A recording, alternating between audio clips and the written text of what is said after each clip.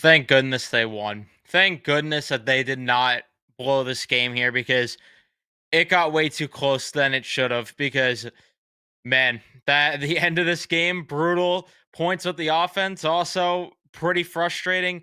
But either way, the Mets bend but don't break as they beat the Athletics 7-6 in again a heart attack of a game, a late night game here, but welcome on into a post game show here on Mets Central. Yeah, leave a like on your way in, subscribe if you guys are new to the channel, especially if you're Met fans, and turn on your notifications so you know when we upload or go live on the channel here. My heart's still trying to gather itself here because I genuinely thought that they were going to blow this game. I'm not going to lie to you. I am someone that has tried to be very optimistic about this team. I'm someone that tries not to let my emotions get too much in the way with this team, but man, it definitely got the best of me tonight. Like, I'm not going to sit here and pretend that it didn't. When I saw Edwin Diaz just with that 4 pitch walk there, I thought they were going to blow this game. I'm going to say this though. No, I'll actually give my thoughts later on with all that. But yeah, let's talk about this game. Like I said, definitely a little infuriating again with the fact that the offense, when you look at 2 for 14 with runners in scoring position, even though they got 7 runs, happy, great. But could they please stop leaving runners in scoring position? Because it's definitely a little infuriating at this point. Either way, though, after 2 strikeouts from Lindor and Soto, Pete Alonso with a single, Marte would ground out to end the inning. The bottom of the first inning, 2 strikeouts for Griffin Canning as he looked good in that first inning. The second inning, Brandon Nimmo would hit a home run. Vientos strikes out, a double from Acuna, which please start playing him over Brett Beatty. Acuna looked unbelievable today. And this was from, of course, co-host of the show, Matt, who tweeted this. Luis Angel Acuna got on base 3 times tonight. Brett Beatty has got on base 3 times all season. If that doesn't tell you who should be in the lineup, then I don't know what will. Luis Torrens then gets a double to drive him in to make it 2-0. Would have liked a little bit more from the offense that inning. Series striking out. He's just lost right now at the plate. And I get that he doesn't have the best bat, but I mean, there's really just nothing from him at all. 1 hit on the season is definitely not great. Lindor pops out to end the inning. Bottom of the second inning, a lot of trouble for Griffin Canning. Walks a batter, allows a single, gets that double play from Wilson, but then allows that RBI single to Miguel Andujar, which he can't hang that slider at that part of the plate. Allows a single to Urshela.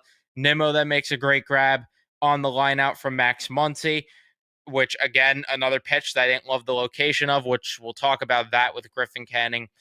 But then you get to the third inning where the Mets blew an opportunity with runners in scoring position. An error gets Juan Soto on base, then a hit by pitch as Alonso gets on base, and then 3 straight outs for the Mets here as Marte flies out, Nimmo with a strikeout, and then Vientos hits to a flyout. Bottom of the third inning, Butler flies out. Brent Rooker then with a triple, which again, the pitch location on that one. And then an out from Soderstrom, and then Langoliers ends up getting out. That was a huge fielder's choice out, though, at the plate to get Brent Rooker. Fourth inning, Luis Angel Acuna walks a stolen bag, and then no one drives him in. Fourth inning, Cannon gets a much-needed inning where he gets a 1-2-3. The fifth inning, Soto with a single, and then Pete Alonso with a double to make it 3-1. Unfortunately, again, the Mets just not able to score a little bit more there, which is annoying. And at that point in the game, because I'm going to call it how it is here, right? I was not happy when I saw the lineup and saw Marte was in the cleanup spot. I was very pissed off.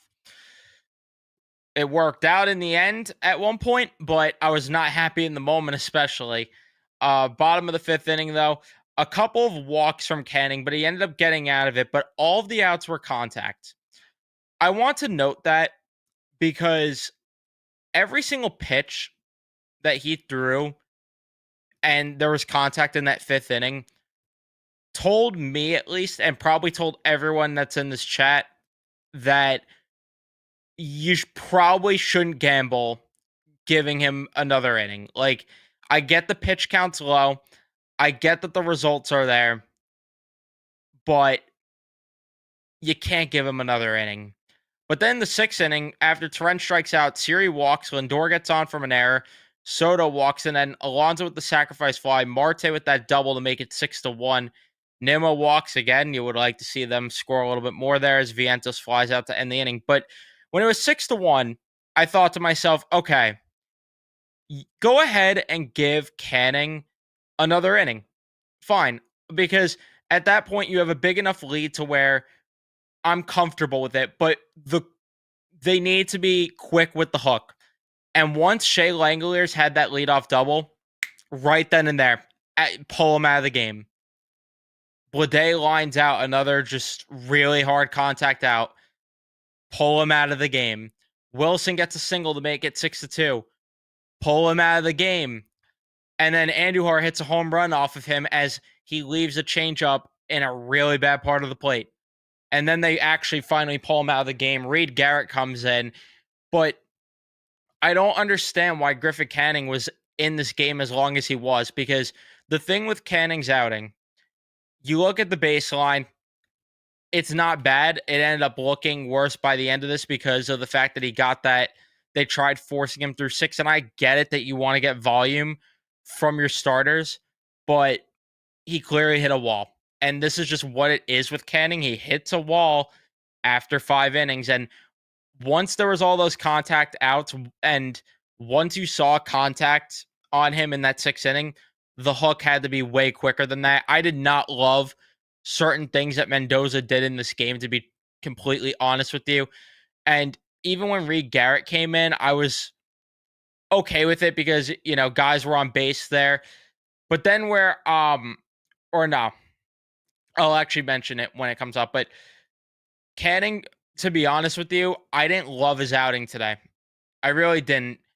The walks were an issue, and I really did not love the location of his pitches at all, because if you look at the box score with a lot of these outs that he was getting, a lot of them were in really juicy parts of the plate, and he was doing that in the last outing. Wasn't as bad as it was tonight, but I was definitely not a fan of Griffin Canning's outing today at all. Put them in a spot to where they could win the baseball game, which I guess that's all you ask for from him. But the location's got to be way better than it was tonight. Simple as that, in my opinion. Either way, 7th inning, a 1-2-3 inning there. Then Ryan Stanek comes in, has a very easy inning. Probably the best reliever for the Mets tonight outside of AJ Minter, who also had a 1-2-3 inning. But first in the 8th inning, Pete Alonso had a solo shot, which is nice to see. Helped me cash in on a bet tonight. That almost didn't hit because the Mets almost blew this game. But when AJ Minter came into the game, I wasn't a fan of the spot they utilized him in, because the thing that I've been saying is, let a guy like Minter get a higher leverage spot, and maybe they're trying to ease him into the season a little bit more. But at the same time, I would like to see Minter get some high leverage spots. I would have liked to have seen a guy like maybe Budo there, just to get the bottom of the order. But again, that's kind of nitpicking there. That's just what I thought in the moment, because I feel I should bring my couch manager thoughts to these post game shows. He gets that 1-2-3 inning. There was an Acuna single in the 9th inning. That's about it. But Edwin Diaz comes in, and when he allowed that 4-pitch walk, I thought they were losing this game. Right then and there, I thought they were losing this game, and I was not happy that Diaz was in the game at that point. And I was like, I wish Stanek or Minter could be in here instead. Rooker strikes out, and again, just a high count at bat. Soderstrom walks, and a lot of those pitches were not even close, even the strike that he threw. Langoliers hits that double to make it 7-5. Really hard contact there. Then Bleday makes decent contact to get a sacrifice fly to make it 7-6. Wilson thankfully grounds out to end the outing. But I'm going to be completely honest with you guys. I'm very worried with Edwin Diaz. I'm not going to sit here and, you know, pretend that I'm not worried, because that would, one, be a complete lie. And number two, again, I get that we are 13 games into the season, but I've been concerned since spring training, because the velo has just not been there at all. And the velo picked up as the outing went along today, but he is just all over the place. And with the low velo to start these outings, I mean, maybe he needs more time to warm up or something in the bullpen. I don't know what it is, but because again, it's not my routine. But when he's leaving just sliders that are not even touching 89, 90 like they usually would from Edwin Diaz, when he's throwing 87-mile-per-hour sliders right down the dick to Shea Langoliers, when he's throwing just meatballs right to these athletic hitters, it's concerning. And then he did it against the Marlins too in that last outing, which also raised a lot of concern for me. But I also kind of brushed it off because I was like, all right, it's not a save situation. I'd rather him let up runs now. But now that happened in a save situation, and now that's back to back outings, and again, the velo just hasn't been there this entire season. I definitely have some worries here. I'd have to go back to his saves to see what part of the lineup he got in those saves, but just to see how much the context matters with that. But I'm definitely worried. I am definitely worried to say the least. But he bent but didn't break. Good for him. In terms of the offense, like I said, 2 for 14 with runners in scoring position. Was glad they got 7 runs. Was glad they produced for more than just 1 or 2 innings in the game. Still maybe could have got a little bit more though here. I mean, Lindor went 0 for 5, which I don't know what it is. He's not hitting on the road at all. Juan Soto 1 for 4. There were a couple of at bats where you would have maybe liked a hit from him, but either way, I mean, he was still walking. He's still getting on base, and of course, people are freaking out about that. That's the least of what people should be freaking out about. Pete Alonso went 3 for 3. He was unbelievable today. Marte went 1 for 5 with 2 RBIs. Would like to not see him in the cleanup spot, even though he did have that big double. Brandon Nimmo went 1 for 4 with that home run. 3 strikeouts. Not the greatest in terms of the strikeout stuff, but still happy to see him get a home run. Vientos 0 for 4. The at bats weren't terrible today, in my opinion, but it's like you need the results at some point. You definitely need the results. Acuna 2 for 4. Hopefully that gets him in the lineup next game. I don't know if it will, but hopefully it will, because this is the thing now with Mendoza. Stay consistent with your philosophy, because when the Mets scored 10 runs against Miami in that second game, he went back to Marte in the next game instead of going to Jesse Winker. I want the same consistency here. Acuna should be in the lineup tomorrow night. Torrens went 1 for 5, though, 3 strikeouts. A couple of ugly at bats from him, to be honest with you. But again, you don't expect much from him. Siri's really the one where it's like, you need to start seeing better from him. There's just not enough there from Jose Siri. Um, Again, I don't expect much from him at the plate, but there's got to be something better. So definitely concerns. And I know it doesn't sound like a winning post game show here with the way that I'm a little aggravated with the way this game unfolded. It's also because it's 2 in the morning and it's like this game took forever. I did not need to deal with Edwin Diaz giving a heart attack here tonight, but they got the job done at the end of the day. So hopefully things are a little bit better in terms of just the process going forward, obviously. But the result was there. That's for damn sure. But let me see what you guys are saying in the chat. Leave a like if you haven't already. Subscribe if you guys are new. Turn on your notifications, all that stuff. So let's see. Um, Mark Bow to be hanging with Beatty if he doesn't start giving us some RBIs. I still think you got to move in the lineup. I think he should be hitting second. I stand by it. It's not going to happen because he's not getting the results, but I still think if he was hitting second, it would go a lot better for him. Best offensive game of the season, in my opinion. Maybe you could say that. I don't know. I don't know. One of those, was it the second game in Miami or the third game in Miami? One of those games in Miami. The 10-4 win actually was the first game. Sorry. That first game in Miami is still where I thought their offense looked the best in my opinion, but again, it's all up for debate there. Especially concerned about Diaz. You and I both, man. You and I absolutely both. And I get that's early in the season, but a lot of a lot of signs that are worrisome to me. There's just a lot of worrisome signs to me.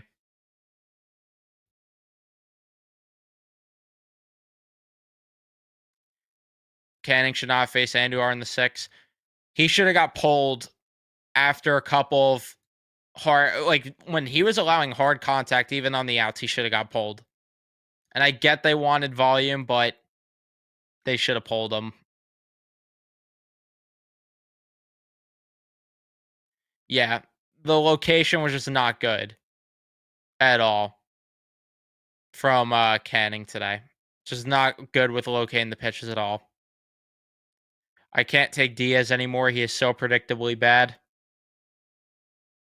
I can't argue that like they're not going to revoke him the closer spot yet, and I get that it's too early to call for that, but I don't know. Like I don't think it's the worst thing to put him in lesser spots just to let him get a little bit more comfortable with the velo and a little bit more consistent, but it's not going to happen. It's not going to happen. The control just isn't there at all either. Um, it's worrisome for sure.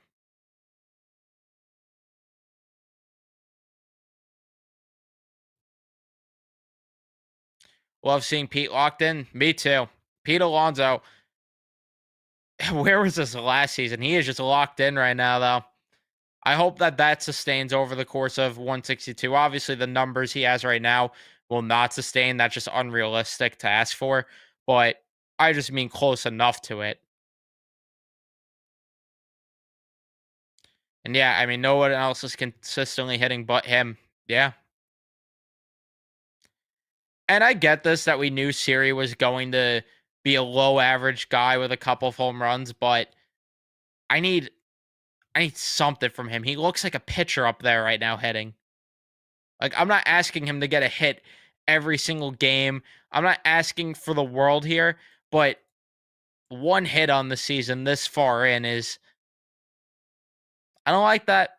I really don't like that.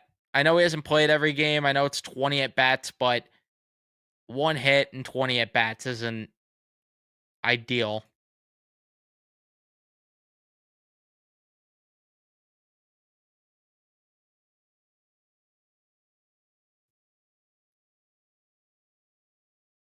What's the ideal lineup then? Because with Alvi, Allen Vientos going soft there, some holes. I think again, Vientos, you could get him going in that 2 hole. I will die on the hill that I think Vientos should be hitting second and you move everyone else in the order down a spot. And then obviously Lindor stays lead off.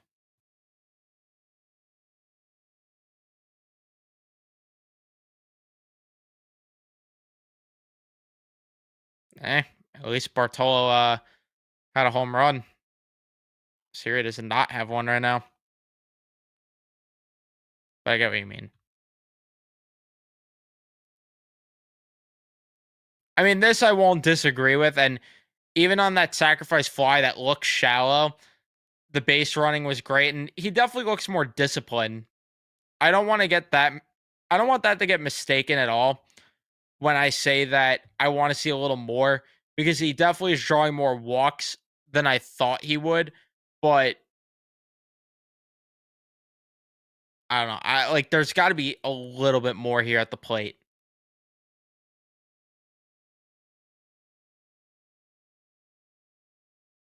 That's just my opinion. Maybe I'm crazy.